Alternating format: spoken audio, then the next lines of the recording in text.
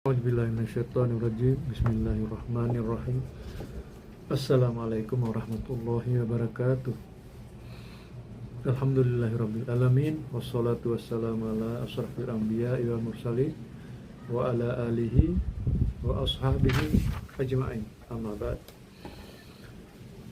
Puji syukur kehadirat Allah Subhanahu wa taala karena atas inayah dan hidayahnya jualah sehingga kita dapat berjumpa lagi dalam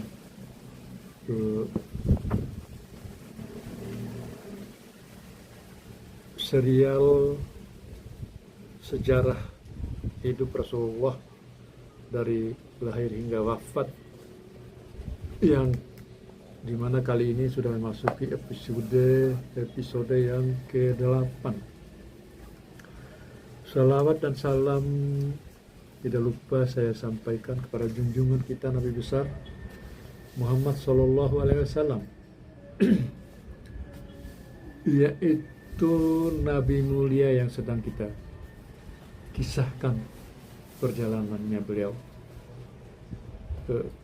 hingga Islam menemui kejayaannya. Semoga kelak kita bisa membersamai Rasulullah dan mendapatkan syafaat dari beliau. Amin ya rabbal alamin. Saudaraku yang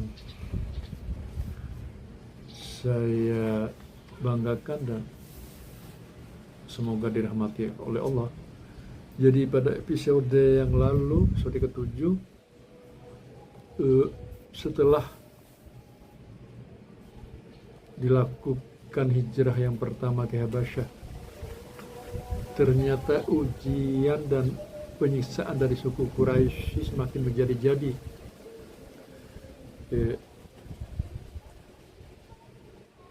Mereka tidak ragu untuk menyiksa meskipun itu keluarganya sendiri.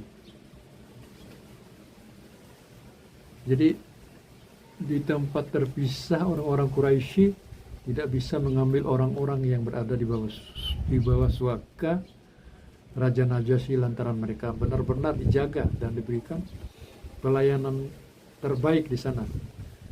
Nah, melihat kenyataan itu, Rasulullah SAW tidak ragu untuk mengarahkan para sahabat berhijrah ke Habasyah untuk kedua kalinya. Jadi kaum muslimin bersiap untuk melakukan hijrah sekali lagi ke wilayah yang lebih luas. Namun perjalanan hijrah kali ini dirasakan amat sulit dari perjalanan sebelumnya, mengingat suku Quraisy sudah mengantisipasi dan bertekad untuk menggagalkannya.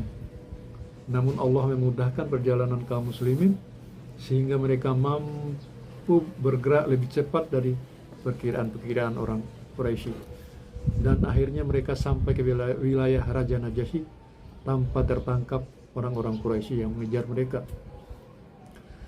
Nah, hijrah kali ini membawa rombongan yang terdiri dari 83 orang laki-laki dan 18 atau 19 orang wanita.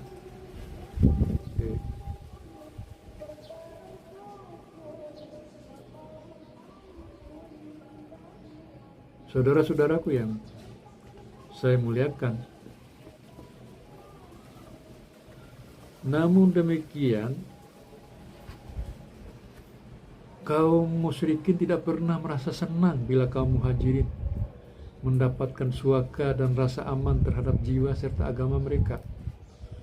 Nah, untuk itulah setelah mengetahui bahwa rombongan sahabat yang berhijrah ini sudah sampai di Habasyah, jadi mereka ini, suku kaum musyrikin ini, mengutus 2 orang pilihan yang telah teruji dan cerdik, yaitu Amru bin Al-As dan Abdullah bin Abi Rabi'ah. Nah, kemudian mereka berdua ini adalah masuk Islam ya. Ini sebelum mereka masuk Islam.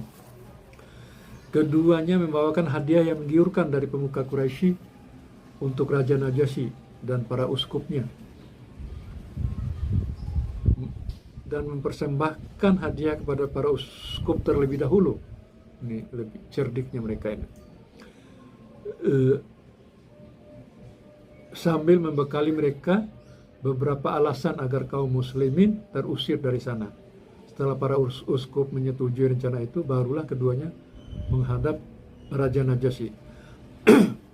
Nah, mereka menyerahkan hadiah kepada Raja Najasyi, kemudian berkata, "Wahai paduka raja, beberapa orang miskin lagi bodoh dari kaum kami datang ke negeri Anda sebagai pembangkang.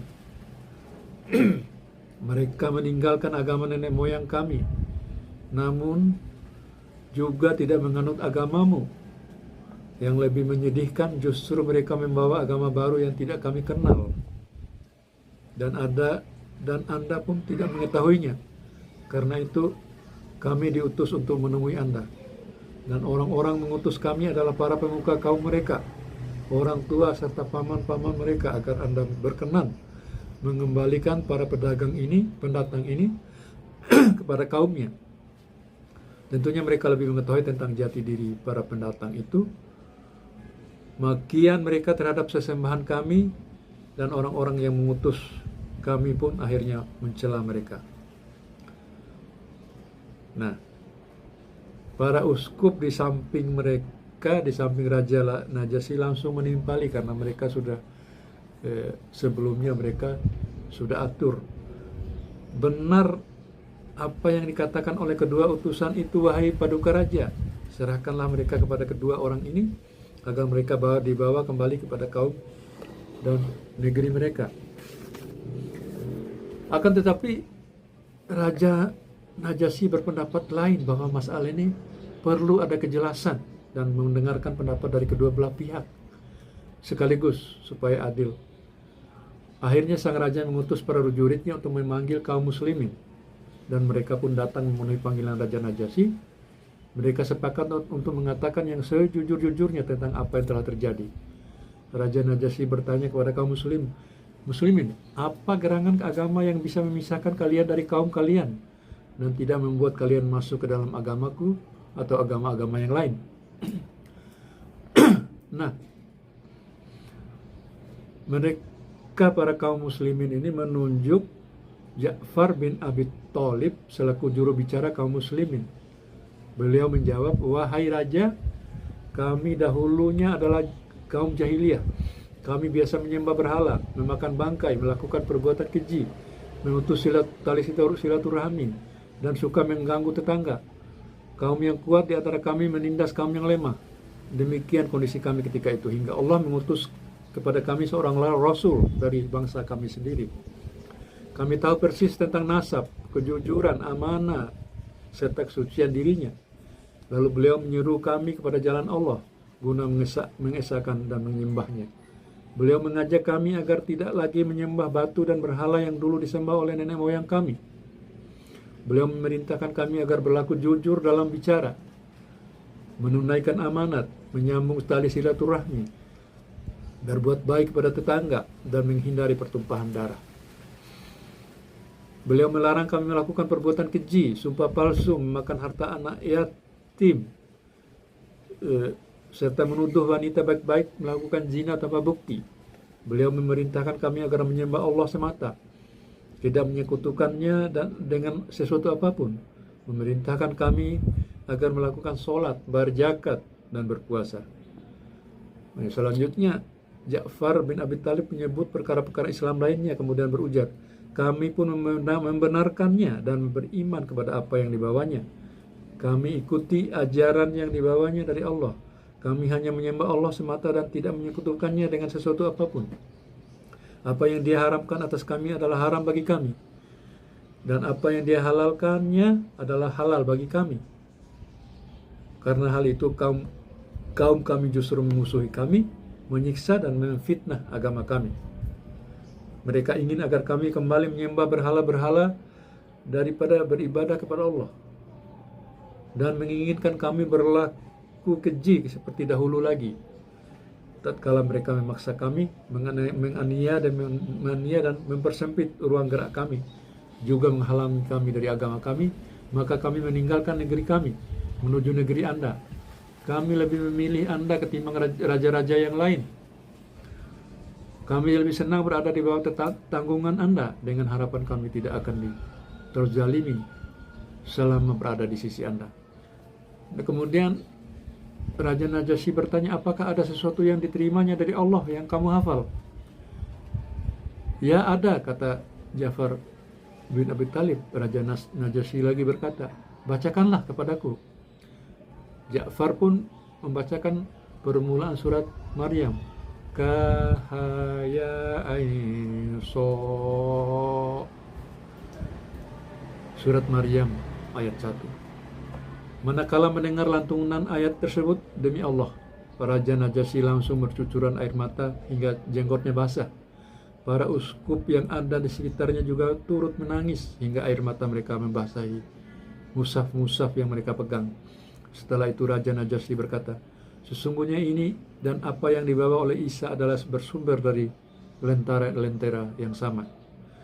Raja Najasyi mengalihkan pandangannya kepada Amr bin al-As dan sahabatnya, kemudian berkata, pergilah kalian berdua. Demi Allah, aku tidak akan menyerahkan mereka kepada kalian berdua, dan hal itu tidak akan terjadi. Nah, keduanya pun keluar. Setelah keluar, Amr bin al-As kepada Abdullah bin Abi Rabi'ah berkata, demi Allah, sungguh akan aku datangi lagi dia besok pagi. Aku akan habisi argumentasi mereka sebagaimana aku menghabisi ladang mereka. Jangan kamu lakukan itu, sesungguhnya mereka masih memiliki hubungan kerabat dengan kita, sekalipun mereka menentang kita, jawab Abdullah bin Abi Rabi'ah. Namun Amr bin al-As telah gelap mata. Ia akan merealisasikan tekadnya esok hari. Nah, keesokan harinya Amr bin al-As mendatangi Raja Najasyi dan berkata, wahai Raja Najasyi, sesungguhnya mereka itu mengatakan suatu perkataan yang besar terhadap Isa al-Masih. Raja Najasyi pun mengirim utusan kepada kaum muslimin untuk mempertanyakan perihal perkataan mereka terhadap Isa al-Masih. Mereka cukup kaget mendengar pertanyaan yang tidak disangka-sangka.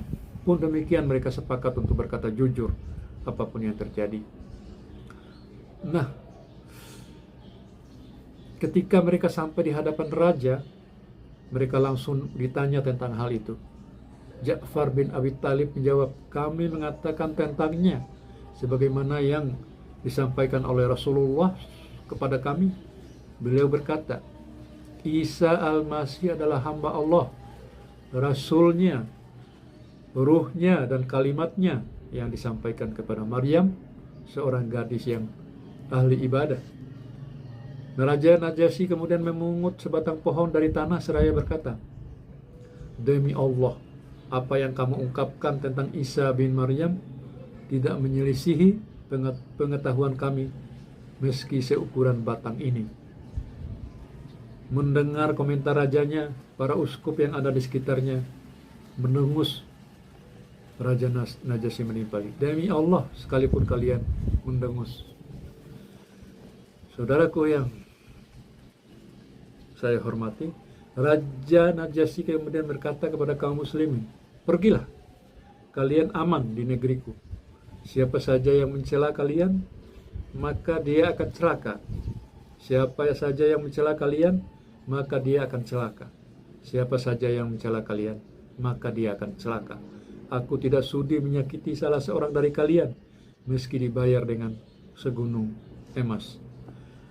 Kemudian Raja Najasyi berkata kepada para pejabat istana, kembalikanlah hadiah-hadiah tersebut kepada kedua orang ini, karena aku tidak memerlukannya. Demi Allah, dia tidak pernah mengambil sogokan dariku tatkala kerajaan ini dia kembalikan kepadaku, sehingga aku pun tidak perlu mengambil sogokan dari orang lain untuk mempertahankannya. Allah juga tidak membuat manusia patuh kepadaku, sehingga aku juga tidak harus patuh kepada mereka karena itu. Jadi saudaraku yang sama-sama dimuliakan oleh Allah, jadi akhir daripada uraian ini, salah seorang sahabat perempuan, yaitu Ummu Salamah, yang kemudian menjadi janda dan dinikahi oleh Rasulullah SAW, yang meriwayatkan kisah ini berujar keduanya pergi dari hadapan Raja Najasyi. Mereka berdua tadi itu Amru bin Al-Asad dan Abdullah. Keduanya pergi dari hadapan Raja Najasyi dengan raut muka yang kusut lantaran alasan yang mereka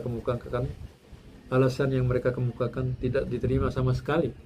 Setelah itu kami menetap di sana dengan nyaman bersama sebaik-baik tetangga, kata Ummu Salamah.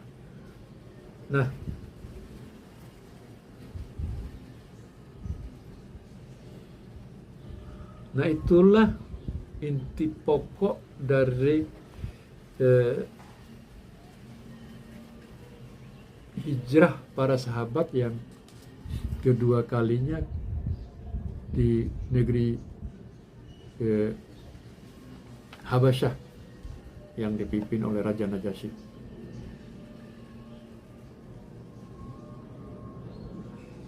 Nah, jadi kemudian karena mereka pemuka kaum musyrikin ini gagal terus dalam melancarkan tipu daya mereka untuk mengulangkan kaum musyrikin, mereka pun semakin bertambah murka. Untuk melampiaskan kemarahan yang memuncak hingga ubun-ubun, mereka pun meluapkannya kepada kaum muslimin yang masih di Mekah. Nah, inilah yang akan kita bahas atau bacakan dalam serial ini di episode yang akan datang. Wallahu ta'ala alam. Semoga uraian singkat ini bermanfaat. Wabillahi taufik wal hidayah. Wassalamualaikum warahmatullahi wabarakatuh.